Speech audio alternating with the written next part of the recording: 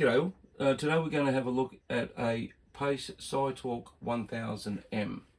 These radios were made in Japan, I'd say in the late 1970s, 1980s, distributed by Pace Communications in California. They came into Australia under a KEMTRONIC brand name. I don't know how many different radios made into Australia as KEMTRONIC, but the KEMTRONIC SSB-1000, which was the first CB I bought with my second pay packet. It cost me the princely sum of $52, and I just thought, wow, what a radio. There was all the Cobras and everything like that, but I couldn't afford that. I was just a apprentice chippy at the time, and I really liked the look of the radio. The radio I got was 18 channel. I had it converted to 40 channel clicker, which this one is, when they became available and when 40 channels was legalised, obviously not only in the States but in Australia as well. I'm not too sure the history of these in the States, whether they came in as a 23 channel originally, then the 40 channel clickers were put in. This radio, much maligned, I believe, in CB radio land. As I said, all these radios were made in Japan, so the quality was there. They didn't enjoy a good market share because they were up against the Unit and Cobra 148s and everything like that from back in the day. But I really liked the look of this radio. They performed exceptionally well for what they are. So it was a sort of entry-level budget type CB radio, and it had all the features of a good CB radio. I liked the way it was set out. You know, even the mode lights, switching colours here. So if you go through the different modes, you'll see those light up, which I thought was a fantastic idea at the time, and probably still do. The meter was good, probably a little bit hard to read, but I suppose a lot of people weren't really interested in the meters. Some people, you know, get obsessed with the meters bouncing around and everything like that.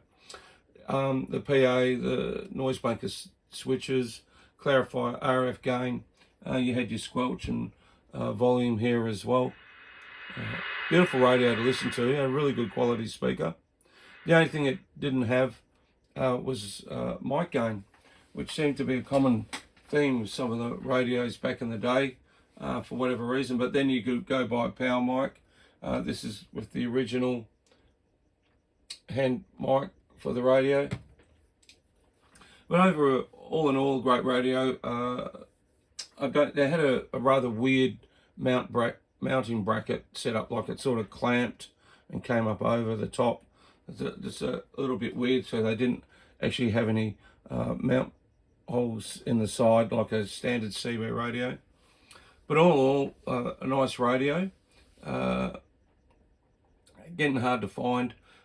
Pace was synonymous with the Smokey and the Bandit radios.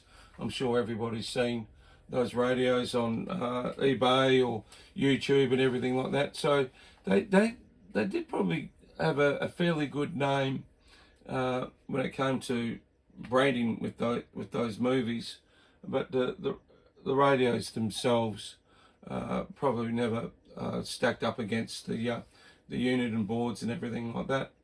Okay, that's just a quick one. It's a 40 channel clicker, beautiful radio. I actually enjoy the old clickers. I don't mind them too much at all. A bit of nostalgia and everything like that.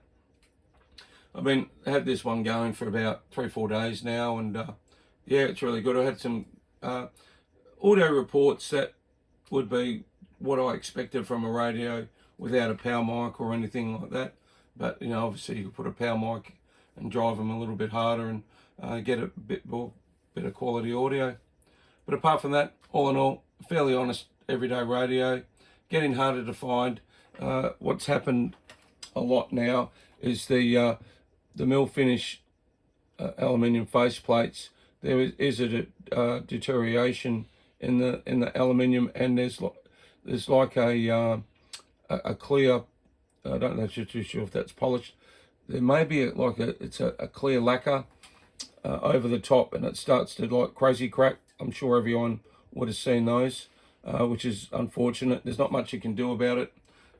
You know, these radios are 40 plus on, and yeah, it's amazing. It's a testament to the quality of stuff made back in the 1970s and 80s. As they morphed into the 1990s, it became more about cutting costs as the CB craze sort of died off a fair bit around the world, which is a pity. But CB's making a resurgence yet again for all us baby boomers and some of the younger folk as well.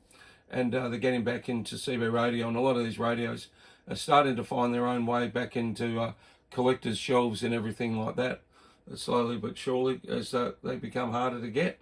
Okay, thanks for watching.